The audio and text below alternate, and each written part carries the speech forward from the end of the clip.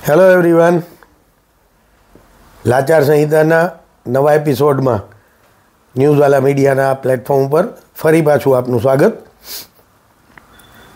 જે લોકો આ લાચાર સંહિતા નિયમિત જોવે છે એ લોકોને ખ્યાલ છે લાચાર સંહિતાનો દરેક એપિસોડ હું જ્યારે કન્ક્લુડ કરું ત્યારે આપ લોકો માટે એક સવાલ, એક વિટંબણા, એક સોલ્યુશન સિકિંગ આવું કંઈક મૂકીને નીકળું છું. આજે પરિસ્થિતિ એવી થઈ કે હું ખુદ એટલા બધા સવાલોથી ઘેરાઈ ગયો એટલે મને એમ થયું કે આજે તો હું શરૂઆત જ સવાલથી કરવી પડશે મારે. પહેલો જ સવાલ પૂછું આપને. માં પણ કહી શકાય અને પિતાની બૈરી પણ કહી શકાય. આપણને કઈ વસ્તુ વધારે સૂટ કરે? બીજો પ્રશ્ન, ચલો, વર્ષો સુધી આપણે એવું સાંભળતા આવ્યા છીએ અને આપણામાંથી ઘણાએ જોયું પણ હશે કે શૌચાલય નામનો કોઈ કન્સેપ્ટ હતો જ નહીં અને જે કંઈ એ બધી ક્રિયાઓ થતી હતી ઉત્સર્ગની એ બહાર ખુલ્લામાં થતી હતી અને step by step, slowly and steadily આપણે શૌચાલયના કન્સેપ્ટ સુધી આવ્યા. એક રીતે જુઓ તો જે ઓપનનેસ હતી એમાંથી આપણે કંઈક બંધિયાર કયો કે બંધાયેલા કયો કે ગોઠવાયેલા કયો એવી પરિસ્થિતિમાં આવી ગયા. આપણને કેવું લાગે આ પરિવર્તન?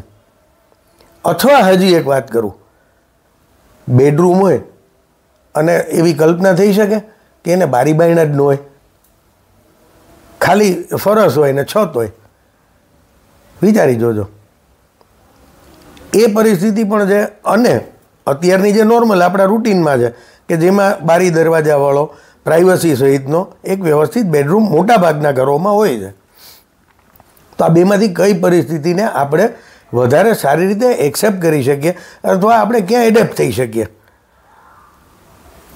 તમને અત્યારથી જ વિચારતા કરી મૂકીને ઓલી યાદી આપ્યા વગર, આની ને આની ને આની ને એ આપ્યા વગર આગળની વાત આગળ ચલાવું.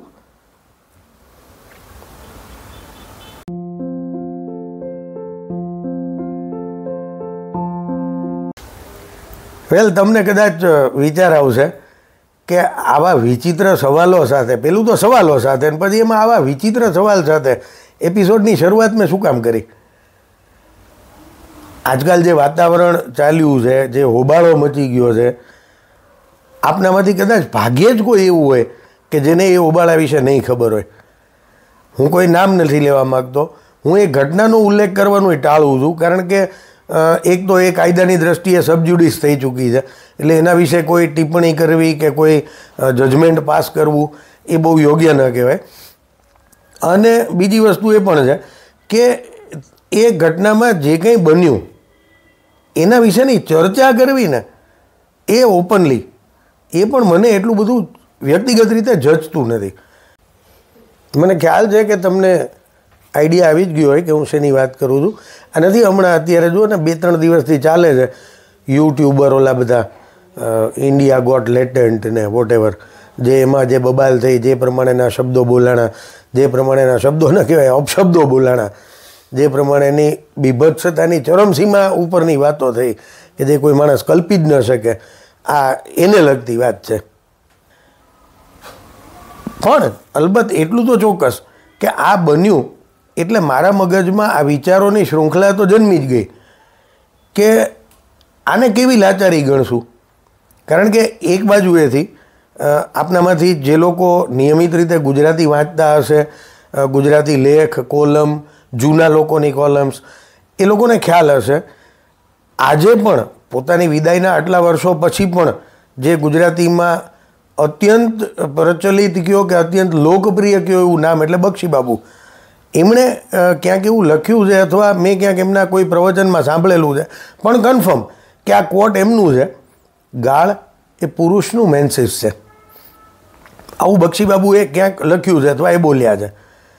ઇવન અમુક સાયકોલોજિસ્ટની ક્યારેક કોઈક વસ્તુઓ મેં વાંચી હોય રીડિંગ દરમિયાન અને એમાં મારા વાંચવામાં એવું આવ્યું છે કે લોકો જ્યારે કોઈ ગાળાગાળી કરે, કોઈ અપશબ્દો બોલી નાખે, કંઈ એવું અજુગતું જે સામાન્ય રીતે શિષ્ટાચારની વિરુદ્ધ કહેવાય એવું કંઈક બોલી નાખે તો એ એક રીતે સાયકોલોજિસ્ટની વ્યાખ્યા પ્રમાણે એ કેથાર્સિસની ઘટના છે.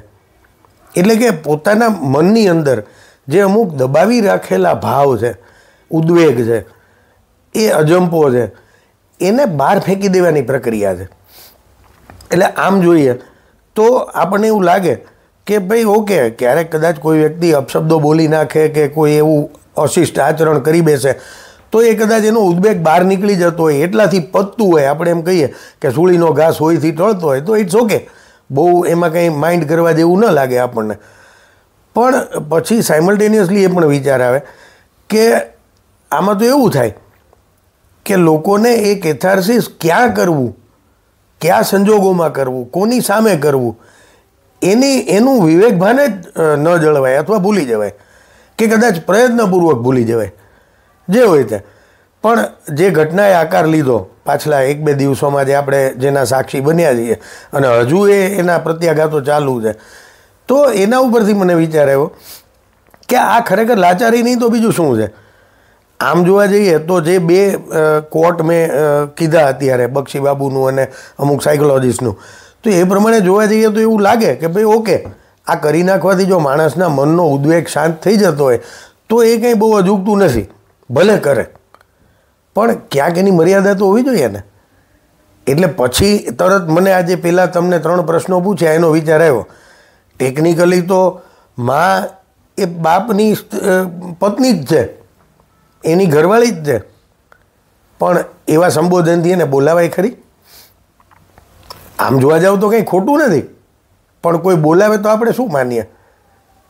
અરે આપણે તો એવી સંસ્કૃતિમાં ઉછરેલા છીએ કે ભગવાનનું તો જવા દો, મા બાપનો કે કોઈ પણ પ્રિય વ્યક્તિનો ફોટોગ્રાફ હોય ને તો એને આપણે પગ નીચે કચડાતો જોઈ કે સાંખી નથી શકતા. હવે એ આપણી અંદર દ્રઢ થયેલા સંસ્કાર હોય. અને એમાં જો આ બીજો પ્રશ્ન જે મેં તમારી સામે મૂક્યો કે ભાઈ વડીલો કહેતા એક જમાનામાં, જ્યારે અમે યંગ હતા અને અમારી ઉગતી ઉંમર હતી ત્યારે અમારા વડીલો અમને એમ કહેતા કે હારો તમારી તો કોઈ પેઢી છે, કે અમારી પેઢી એવી હતી, એ લોકો એમ કહેતા કે અમારી પેઢીએ એવું કરેલું છે કે ઘરમાં જમતા અને બહાર જતા, અને તમે લોકો શું કરો છો? બહાર જમો છો ને ઘરમાં જાઓ છો. હવે એ લોકો માટે આ વસ્તુ થોડી અજુગતી હતી, પણ અમારી જનરેશન કે અમારા પછીની જનરેશન કે અત્યારની જેને જેન ઝેડ કહે છે એ લોકોને તો એવું લાગે કે સારું એ બહાર જવાય, એ કેવું લાગે? અને ઘરની અંદર શૌચાલય હોવું એ અત્યારની એક પ્રાથમિક જરૂરિયાત થઈ ગઈ. આપણને તો આપણી લીડરશીપે પણ એ વસ્તુ કરવા માટે પ્રેરિત કરી કે ભાઈ કોઈક જગ્યાએ સપોઝ આવી કોઈ સગવડ ન હોય તો એ સગવડ પહેલાં ઊભી કરો. એમાં જાહેર સ્વચ્છતા કે ગંદકીની નાબૂદી કે જે કંઈ પણ કહો, શિષ્ટાચાર, સભ્યતા, ઘણા બધા મુદ્દાઓ હતા. પણ આ પોઈન્ટ ઉપર આપણને સજાગ કરવામાં આવ્યા કે એક બોળો વર્ગ જેની પાસે આ સગવડ નહોતી તો સરકાર તરફથી સગવડ આપીને પણ એમ કીધું કે ભાઈ આ તમારા પોતાના પ્રિમાઇસીસમાં આ સગવડ બનાવો.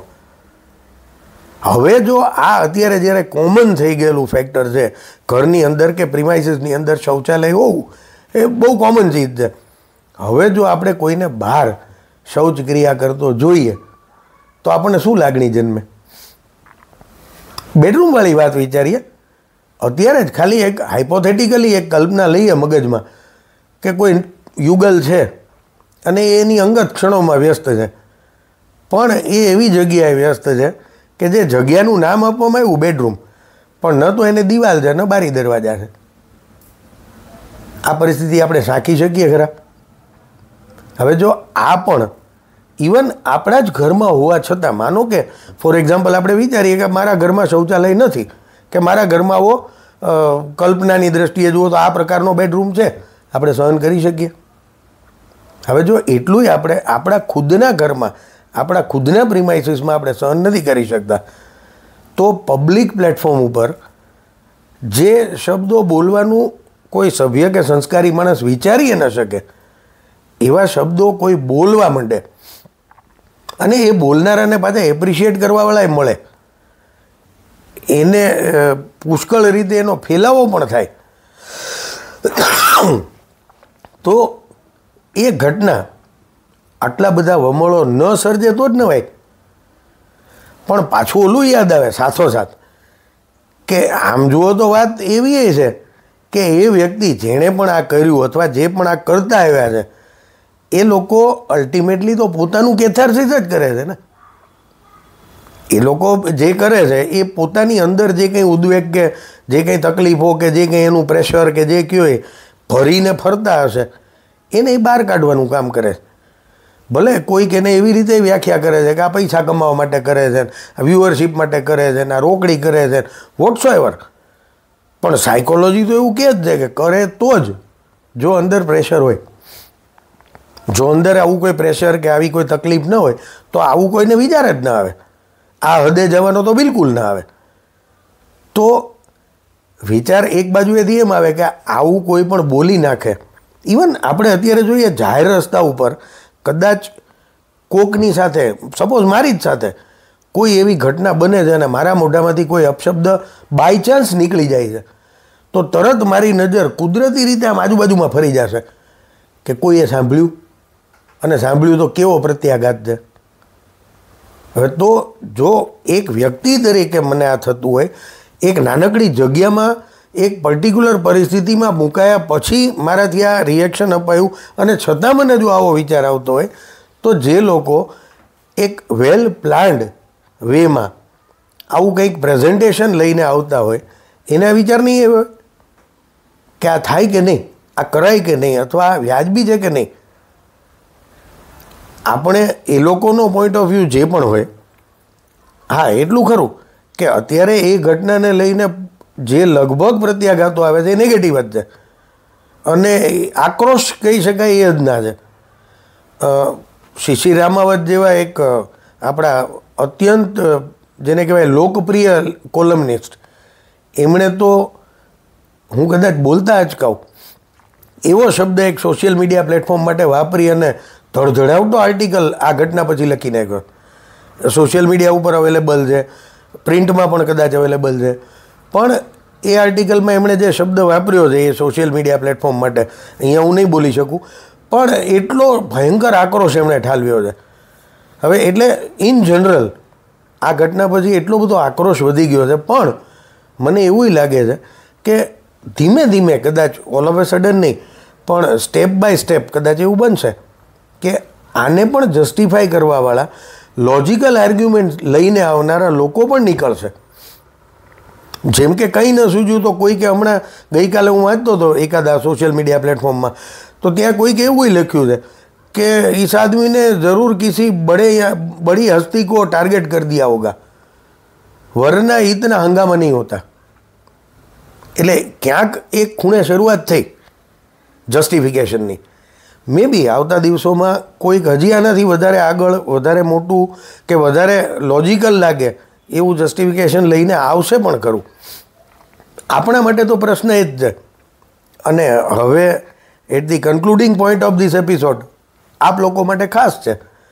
આપ શું માનો છો કે ભલે કેથાર્સિસ હોય, ભલે એ મનના ઉદ્વેગોને બહાર કાઢવાની પ્રક્રિયા હોય અને સાયકોલોજી દ્વારા પ્રમાણિત થયેલી વસ્તુ હોય, પણ એ વસ્તુ આપને શું લાગે છે કે જે કંઈ બન્યું અથવા ઘણી બધી જગ્યાએ બની રહ્યું છે, આ કંઈ એકલ દોકલ ઘટના નથી, નજર સામે એક વખત આવી. બાકી સોશિયલ મીડિયા પ્લેટફોર્મ ઉપર કે ઇવન આપણે આ રસ્તે હાલતા ચાલતા આ અવારનવાર ફેસ કરતા જ હોઈએ છીએ. ખાલી એવું થાય છે કે આપણને એ જતું નથી એટલે આપણે મોઢું ફેરવીને નીકળી જઈએ છીએ. પછી એ મોબાઈલ હોય કે રસ્તો હોય, પણ ફેસ તો કરવાનું આવે જ છે. તો એ ફેસ કરીએ છીએ ત્યારે આપણી અંદર શું ભાવ આવે છે, આ વસ્તુને સાયકોલોજીની દ્રષ્ટિએ મૂલવી અને ભૂલી જવી કે જેમ છે એમ સ્વીકારી લેવી, કે પછી આ વસ્તુ વ્યાજબી નથી એ પ્રતિભાવ પ્રગટ કરવો, કે એ પ્રતિભાવ કમસે કમ અંદરથી જન્મે તો એ સાચો છે એવું માનવું. તમે શું માનો છો? બસ આ પ્રશ્ન સાથે, આ લાચારી સાથે, એક તરફ આ છે ને એક તરફ આ છે એવી વિટંબણા સાથે આજનો એપિસોડ અહીંયા કન્ક્લુડ કરું. કન્ક્લુડ કરતી વખતે આપું યાદી બેલ આઇકનની ને સબસ્ક્રાઈબ કરવાની ને લાઈક કરવાની, શેર નથી આપવી, જવા દો. તો આ એપિસોડ અહીંયા કન્ક્લુડ કરી અને આપ સૌની રજા લઉં. નવા એપિસોડમાં ફરી પાછા મળશું. ત્યાં સુધી good bye, C you, God bless.